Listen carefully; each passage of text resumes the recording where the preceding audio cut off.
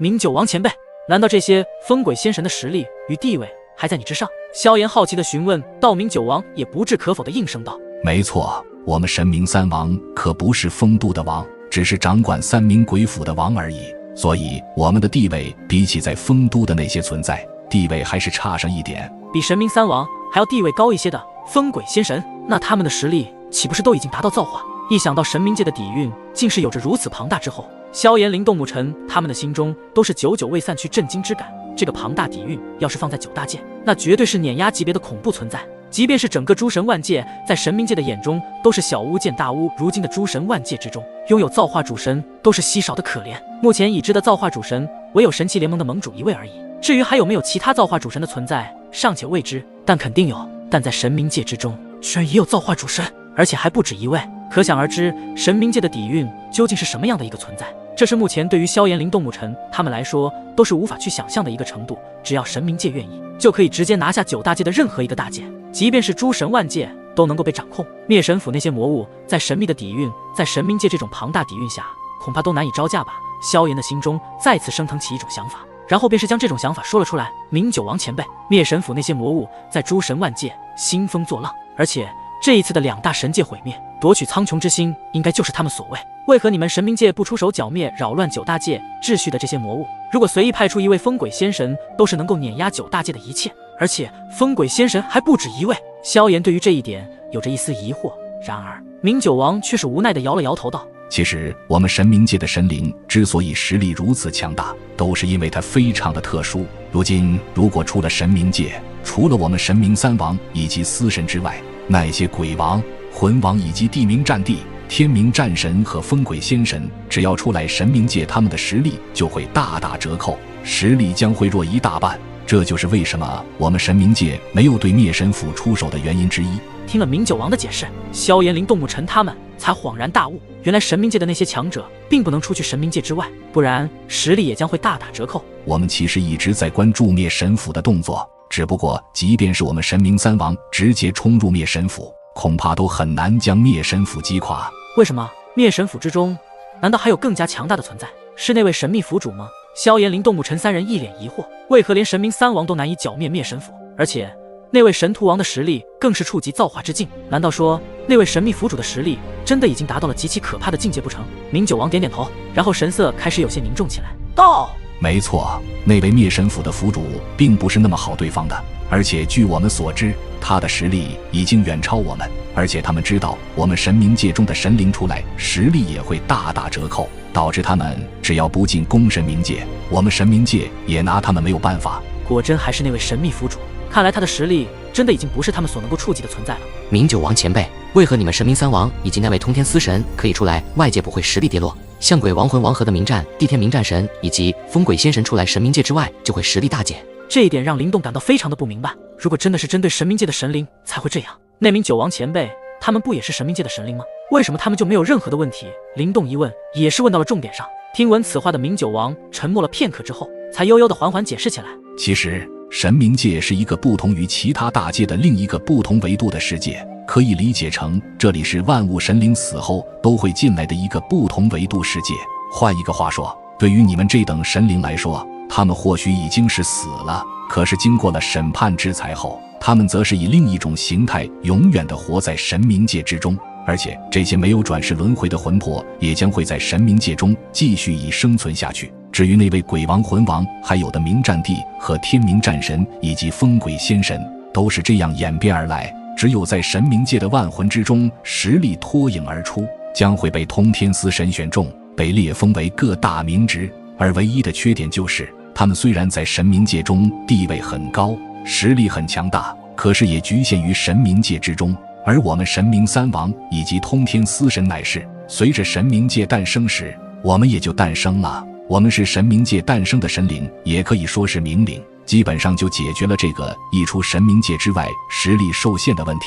原来如此，萧炎、灵动母尘等人听后才逐渐的知晓了神冥界底蕴如此庞大，为何又不能出手的原因，也知道了为何只有明九王、炎鬼王等前辈出来，九大界还不受实力上的限制。但这也是神冥界的一个最大缺点，如果真的九大界发生了毁灭事件，他们神冥界也只能看着不能出手。如果九大界秩序被彻底的破坏，这对于神冥界来说也是有着相当大的严重事情，因为如果9大界全部被毁灭，那么那些陨落的万物生灵神灵的魂魄都会一同齐聚神冥界的丰都城中，届时整个丰都城也将会彻底的失去对这些无数魂魄的掌控，从而影响到丰都的规则。不仅丰都的规则会被扰乱至，再严重一点，也会让整个神冥界诸多规则出现崩溃，这也是神冥界唯一致命的缺点。好比这一次2大神界的毁灭，涌入无数的魂魄，导致了丰都城已经出现了规则的动荡。如果9大界全部永久性的毁灭，那后果真的是不堪设想啊！那难道就没有办法可以解决掉这样的事情？牧尘倒是不那么认为，因为任何一件事情都会有解决的办法。明九王的目光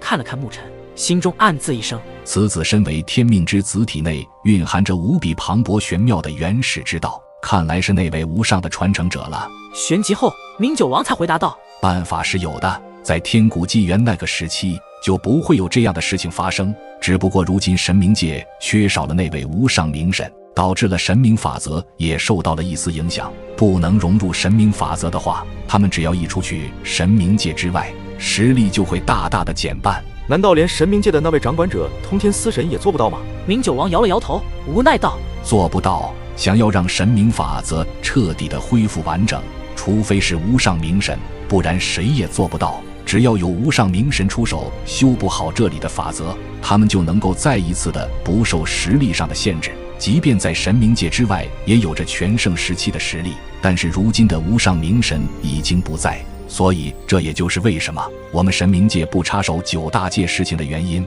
而且灭神府的底蕴同样不能小觑，毕竟那位神秘府主的实力更是深不可测。无上明神，萧炎他们嘴中轻声的呢喃道：看来神冥界的底蕴虽然非常之庞大，可是神冥法则随着无上明神的消失而出现了一定的影响，导致了很多其中的强大存在不能出神冥界之外，这倒是一件让人非常头疼的事情。而且灭神府的那位神秘府主从明九王前辈的口中得知，即便是已经触及到了造化之境的神徒王前辈，怕不是其对手。难以想象这位神秘府主究竟多么的可怕，但是这些问题对于萧炎来说都不是非常的重要，重要的是他要复活自己的亲人朋友的魂魄。从明九王这里也稍微了解到了神冥界的一些信息之后，便不再继续深聊下去。走吧，我现在带你们去见神荼王，不过抵达到那里需要1天的时间，因为我们要穿越36层的幽以及36层天幽。说完，明九王的身影在幽暗的鬼府中若隐若现，然后一股蕴含着古老力量的符咒自他的手掌心符现，然后这些符咒对着萧炎、林动怒、陈无雪4人的眉心处射入，然后道：这是明咒，能够让你们在鬼府中自由出行，可以说这明咒就相当于是畅通无阻的令牌了。明九王的声音一落，便是率先朝着3名鬼府的最高处洞穿而去，随着明九王的身影消失原地，萧炎、林动怒、陈无雪等人也立马紧随其后。一行人的身上散发出淡淡的幽光，他们穿行在层层叠叠的迷雾之中，幽光在他们身边游走，仿佛是唯一的指引。每当幽光闪烁，周围的景物仿佛扭曲，却又迅速恢复，给人一种虚无缥缈的感觉。36层的幽，每一层都是黑暗与死寂的领地，这里的空气凝重到几乎可以切割，萧炎能感受到周身传来的森冷之气，仿佛无形之中有无数亡魂在耳畔低语，试图将他拖入无边的暗影，但他并未被这恐惧所吞噬，因为他的眉心处那道明咒散发出一股令那些亡魂感到无比恐惧的力量。无数亡魂纷纷开始避开萧炎他们，生怕被那股力量所吞噬。这就是地幽吗？如果不是有着明咒，恐怕我们早已经被这里的无数亡魂吞噬了。萧炎惊骇之色浮现，难怪神冥界没人敢入侵，这里的这些亡魂都能够让一些大道初期的主神够吃一壶了。在这无尽的黑暗中，时间仿佛失去了意义，只有彼此的呼吸声与心跳声在互相呼应。明九王的身影在萧炎他们的最前方，脸庞隐没在黑暗中，也不知道过了多久的时间，他们一直在穿梭，不知道他们已经经过了多少层的幽。然而他们的前方出现了更加浓重的黑暗，仿佛连光线都被吞噬了。穿过这里的黑暗，就是进入到天幽36层了。穿梭中，明九王的声音从前方传入到了身后的萧炎、林动怒、陈无雪的耳朵中，他们的身躯一震，然后眼神一凝，在经过的幽36层的时候，就已经是格外的新鲜万分。可想而知，在天幽36层的路途，更是考验着他们的身心。下一刻，他们的身影冲入那一片浓重的黑暗中，一道道无形的风声在耳边呼啸，仿佛是无数冤魂在哀嚎，试图将一切生灵拖入永恒的黑暗。在明九王的带领下，他们的身体便是从那黑暗中出现在了天幽之中。这里的天空被幽云所覆盖，雷鸣电闪，风暴肆虐，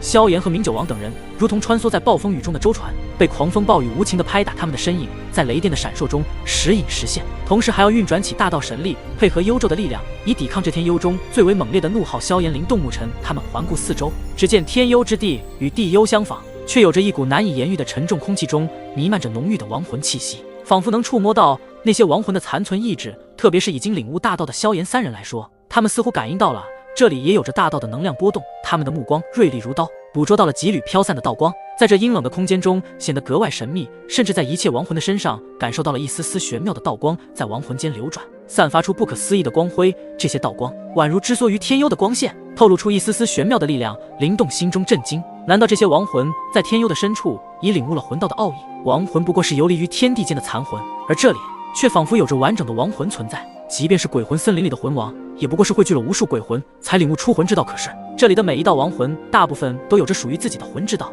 化为道光在他们的身上流转。萧炎、灵动牧尘三人的心中涌起了一股惊骇，他无法理解为何这些亡魂能够领悟出属于自己的魂道，这种现象超出了他们的认知范畴。